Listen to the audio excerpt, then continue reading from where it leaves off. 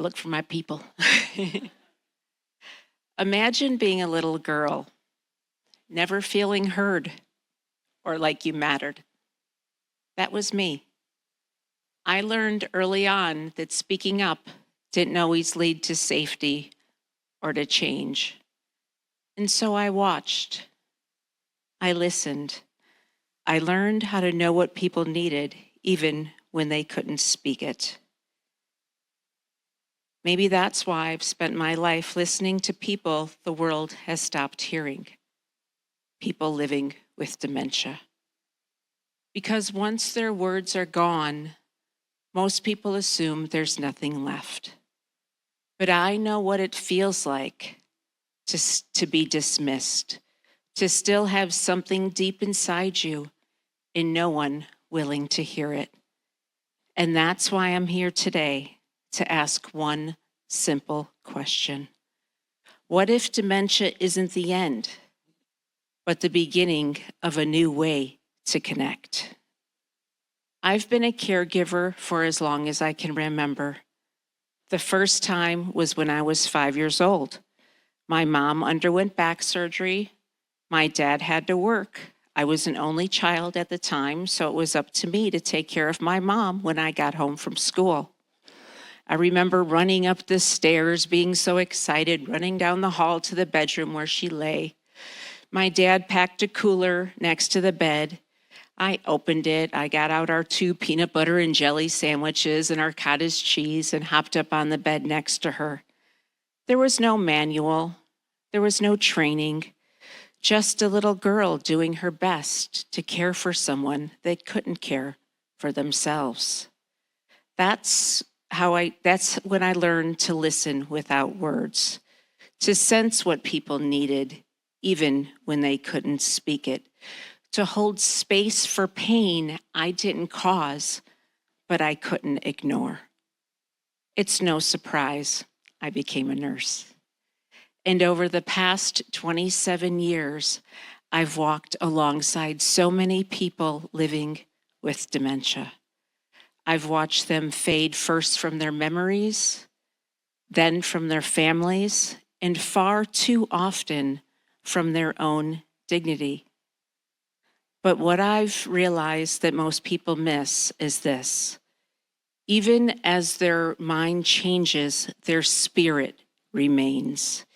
Even as their words fade, the need for love, for connection, for safety, that never leaves. I've held their hands as they've forgotten their children's names. I've watched their families grieve them while they're still breathing. But I've learned to speak a new language, one of eye contact, touch, rhythm, and even silence, because I know what it feels like to not have a voice. And that's why I show up every single day as an advocate for the ones that are still here, even when the world thinks they're already gone. Because what if dementia isn't the end, but the beginning of a new way to connect? What I've learned over the years and through all the heartache is this. Dementia doesn't erase the person, it changes the way they show up. And it asks us to show up differently too. We've been taught to fear dementia, to brace for it, to think that it's all about loss. But what if it's a call to slow down, to be present, to drop the need for logic and to lean into love? When we stop clinging to who someone was, we create space to love them for who they are right here in this moment. Because connection doesn't live in memory, it lives in how we show up. It lives in how we look at somebody, how we talk to them, how we hold their hand while needing nothing in return. When we stop focusing on what's broken and start honoring what remains, that's when everything changes. So in my work, I teach families and their care partners a simple tool I call the 3 Ps of connection: presence, permission, and patience. The first P, presence. Be here now. Put down the phone, put down the to-do list, the need to correct or remind. Sit with them, notice their eyes, their breathing, their rhythm. People that live with dementia live in the moment. That is the only place we can meet them. The second P, permission. Give yourself permission to enter their world instead of trying to pull them into yours. If they think it's 1952 and they're waiting for their dad, meet them there. When we stop correcting and we start joining, we reduce agitation and open the door to peace. The third P, patience. Communication will look differently, slower, repetitive, nonverbal, uncomfortable even. But every sound, every gesture, every movement is a form of communication. And your patience tells them you are worth waiting for.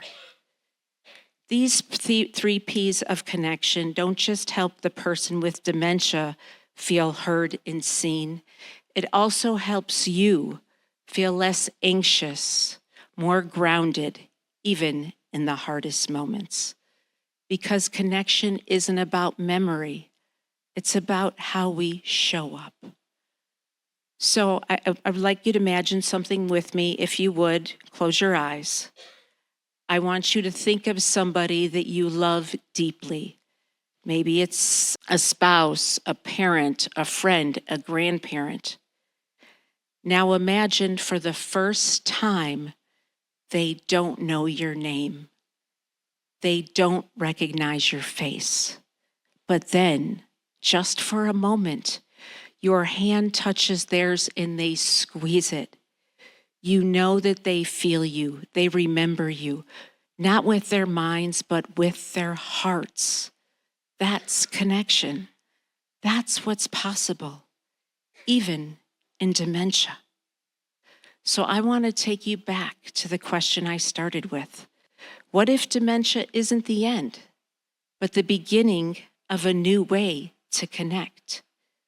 This isn't just a hopeful idea, it's an urgent invitation, because every time we write someone off with dementia as gone, we lose an opportunity to connect with a human soul who still longs to be seen, to be heard, and to be loved. So I have a question for you to carry with you long after today. If connection doesn't live in memory, but in presence and in love, how will you show up differently for the people in your life living with dementia, or for anyone who feels unseen or unheard? The shift we need starts right here, right now. It starts by listening when no one else is listening, by loving when it's easier to give up, by stepping into discomfort and uncertainty, because that's where real connection lives. I invite you to rise above fear and stigma, to rise into presence, permission, and patience, to rise as advocates, not just for others, but for the humanity inside all of us. Because this journey, this new way of connecting is waiting, and it begins with you. Thank you. Thank you.